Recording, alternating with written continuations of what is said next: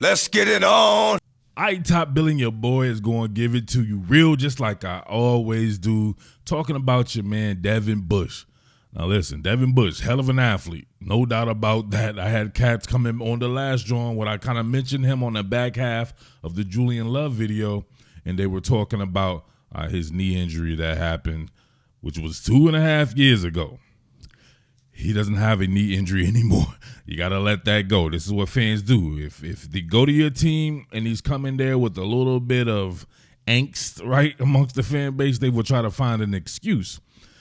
Devin Bush has not played good football. He did not play good football last year, and this is from me organically watching this guy, just watching, obviously, the Ravens, and seeing him play against the Ravens and being able to dissect some of this film, which I was doing covering the Ravens. I used to be like, man, your man Devin Bush, not the deal, right? He's the deal as far as the physical nature goes. Look, right here. If you can keep him clean, look at this. He's clean. He's going to diagnose. Boom, stick his head in there. He's good. That's what I'm talking about right there. Devin Bush at Michigan. Oh, my God. Dude was tremendous. One of my favorite backs to watch. I knew he was going to run a fast time, too, just from being in the high school circuit, working back then. Devin Bush coming out of Florida as fast as they get at the linebacker position. Could be a running back, anything you can think of. He's that freakish of an athlete. But look at him diagnosed right here. What do we have, right? You got a gap scheme, so you got that tag pull, right? Your tackle and guard pull around here. They're going to get the first thing smoking on the edge right here. So this linebacker becomes the strong side linebacker. He has to take on a block right here. Devin Bush gets the sift, right? Look at that. People taking up blocks. You got one-on-one, one-on-one, one-on-one, one-on-one. He's free. If he's free, you can't do nothing with him. He'll stick his head in the ground. He's good like that. Same kind of deal right here. You're going to get a ISO out of pistol.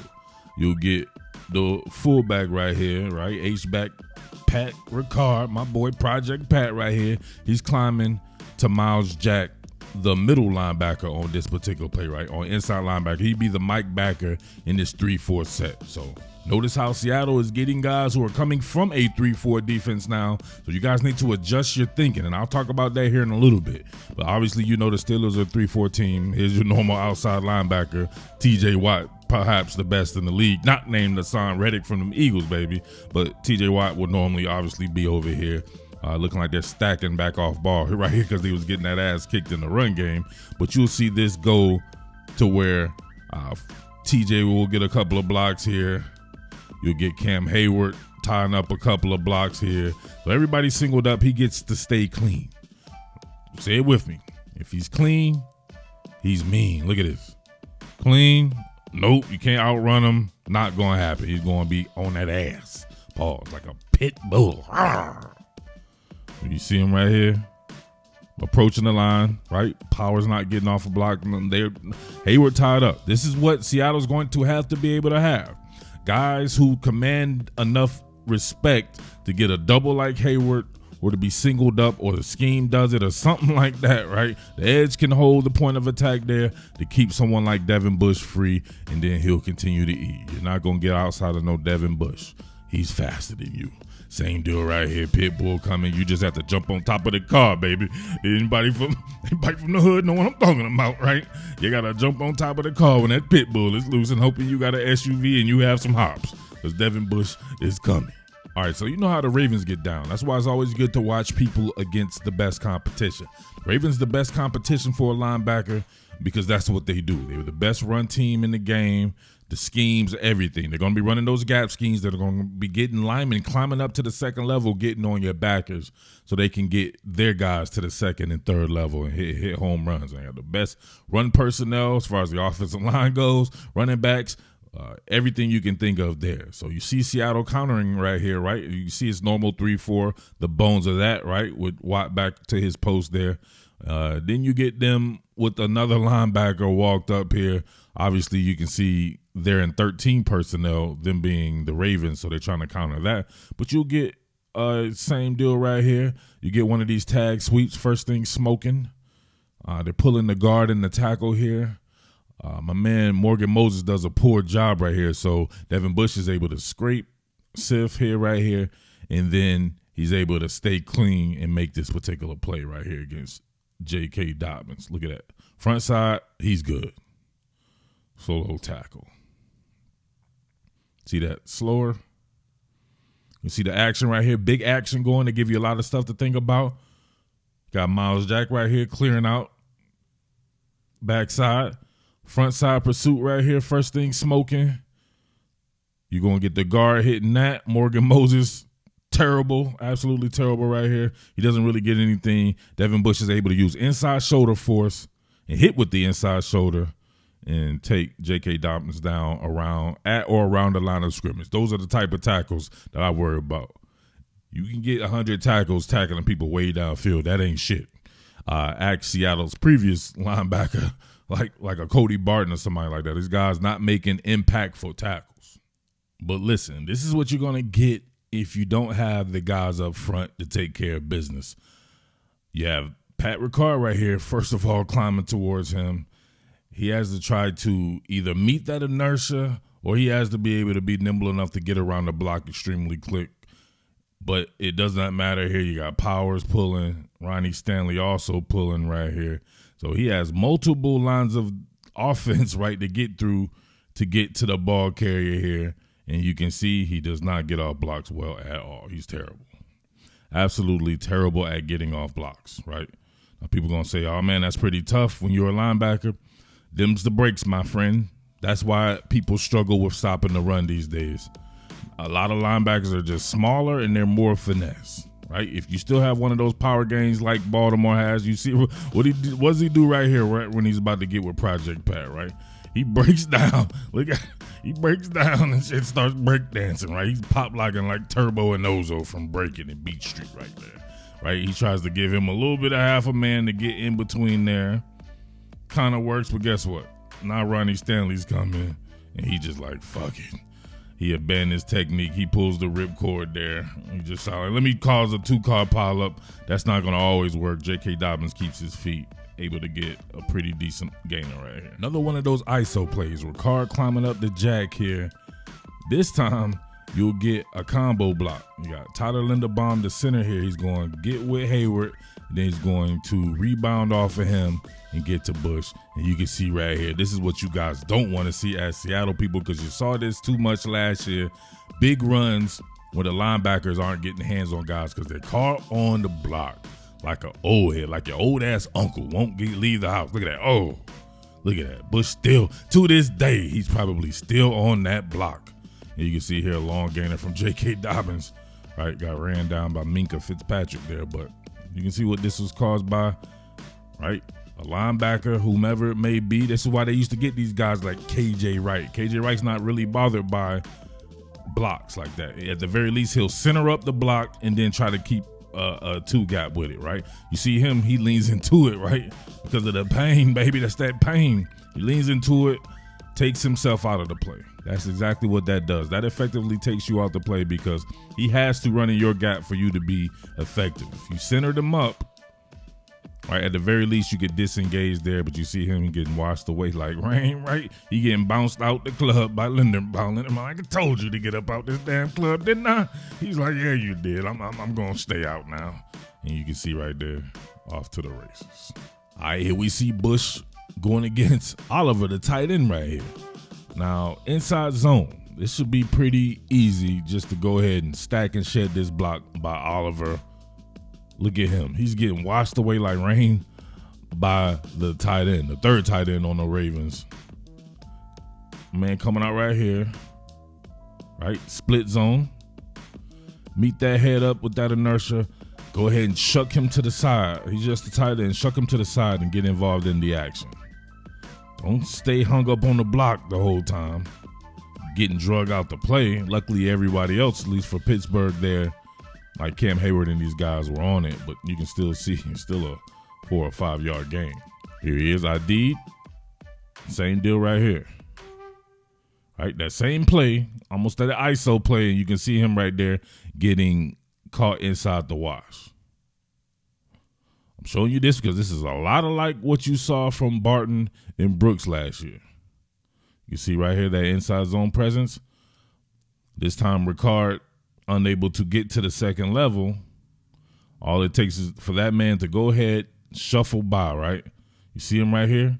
He's got this locked off. Edwards going to have a cutback lane, but he should have this right here, tried and true. Be able to break through this, get to the outside there. But no, Oliver gets him again, washes him out of the play. All right, I need you to pay attention to this because this came up in the Julian Love content item quite a few times when I talked about Jamal Adams. Now, people kept saying, well, first of all, people were doing the shit that I hate, right? Everybody was saying the same thing, but nobody was giving proper attribution. When I see people start saying the same thing that are just commenters, right? No disrespect, but more than likely that means it came from someone. So someone said that an article said that the Seahawks would like to move Jamal Adams to weak side linebacker. Okay, in theory, you can do anything you want in life. There's no doubt about it. Look at this. 3-4 defense, just like Seattle runs, right? Base 3-4 defense. When you talk about moving someone to a certain position, you're talking about their base presence. Where would he go in this particular base presence, Jamal Adams here? All right? You know he's not on the line of scrimmage. He's not going to be an edge linebacker like Watt and Bud Dupree here, and obviously he's not going to be on the line of scrimmage. He would have to be off the line of scrimmage. This is Terrell Edmonds right here for them. This is their strong safety. So you see him snuck right, dropped in, right? He's a drop-in safety in the box. This is where you would want Jamal Adams to be. But people talking about him playing a weak side linebacker, that would remove him. That would be somebody else playing this. He would have to be one of these positions here. He's 213 pounds. He's never played linebacker before. You think it's that easy to play linebacker? You're not seeing what I'm seeing right here with Devin Bush and what you saw with both Jordan Brooks and Cody Barton. You put guys in here, all I have to do is run my unblocked guards or fullback to whoever I have at them, and they're going to be way less impactful. He would be playing pretty much Devin Bush's role, and you would have Devin Bush here. So you got one guy who can't get off blocks in Bush, and then you would have right next to him playing a linebacker, a 213-pound guy we know won't be able to get off blocks either. That's a disaster waiting to happen, straight up. But here we go again. Look at this. Boom. Ricard gets Bush up out of there. Everybody else has to do the work. You see, once again, when that physicality happens, he can't compete with that. And fullbacks, linemen, anybody like that, look at Ricard bumping off, and then he's rebounding to the second level as well, getting that bang, right? Elongates Devin Bush's spine right there, and he's not getting in the play. Look at him right there. He's being harassed. He's throwing up his hands and stuff like, hey, man, leave me alone. Like, come on, you don't want that. Here we go again, all right? You got this time, he does a good job. But you know why? Because Morgan Moses, probably the worst Baltimore lineman here. Look at him. He just stays in front of him. Look, he meets that right there, and then he lets off, and then he kind of just shuffles and stays in front of him. He's not really doing anything. You seen what Pat Ricard and those boys were doing to him? That disallowed him to get in the play. Like I said, if you keep him clean, which he pretty much is on this one right here, Morgan Moses not driving or anything, just shuffling with him, right? He's able to work with that easily. Look at him shrug Moses away and then gets in on the top. That's what you need for him. But you would want to have him and Jamal Adams as your two off-ball linebackers, because anything beyond that, you just call it a sub package. So if you have a sub package that has Jamal Adams in it, he's not a linebacker. He's still a safety just being played. It could be a 4-safety set or whatever you want to call it. If you want to label Julian Love a safety, then of course Diggs and Ryan Neal if he's back. Those are all safeties. You can't call him a weak side linebacker unless you're going to play him at base down and you play. That's crazy to me. I wish somebody would line up like that with a linebacker that's 213 pounds against my Philadelphia Eagles and the type of offensive line we have.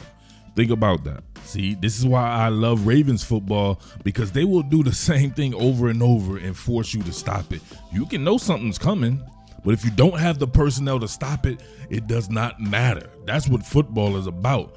Once again, pulling these linemen right here.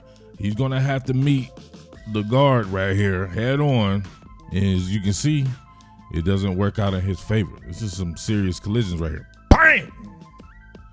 Head popped up the top like Jack in the Box. You see him right here? They're pulling. Guard and tackle again. He's the front side defender now. So Essentially, you could call him the strong side backer in this one. So that would be his role in Seattle, since you guys would have the will linebacker be Jamal Adams here. And bang. And, of course, the will backer gets caught up on the block as well there. So this is why you get a pretty decent game here from J.K. Dobbins. Nobody getting off the block. And then you have to get your safeties involved in the play, or people off the line of scrimmage. They're going to keep gashing you for 7, 8, 9, 10 yards. Now, I'll leave on a high note right here. You'll see him this time kept clean. Like I said before, if he's kept clean, he's mean. Look at that. Too easy for him. Too easy. If you don't get a body on him, he's problems for you. He's hell on wheels. The guy's just too damn athletic. See him right there shuffling. That's exactly how you're supposed to play this right here. Parallel to the line of scrimmage, shuffling, reading your keys. You want him to have to go back inside. He being Gus the Bus Edwards right here. You want him to have to force that back inside. There's more traffic out there. You stay plant, shoot your shot. Oh, let me know what you think about that, man. I say that to say this. Gotta have the guys up front. You better be thinking about whomever's at the 0 technique, 1 technique, these guys like that, or even the guys who are at your 5 and 3, they need to be battling like hell and keeping a guy like that clean. They need to stop letting stuff or everything get to the second level, or at least get to it with a lot of sanitation. Keep that guy clean, man. He will do some big things for you. So I would think that's a pretty exciting addition there as far as the speed goes, because you guys were saying that the other guys kind of lack the necessary foot speed. You ain't got to worry about that with him. As you can see right now, the guy is fine. His knee is not an issue. That's fan shit right there. I'm pragmatic in my approach. I have to be an analysis with it.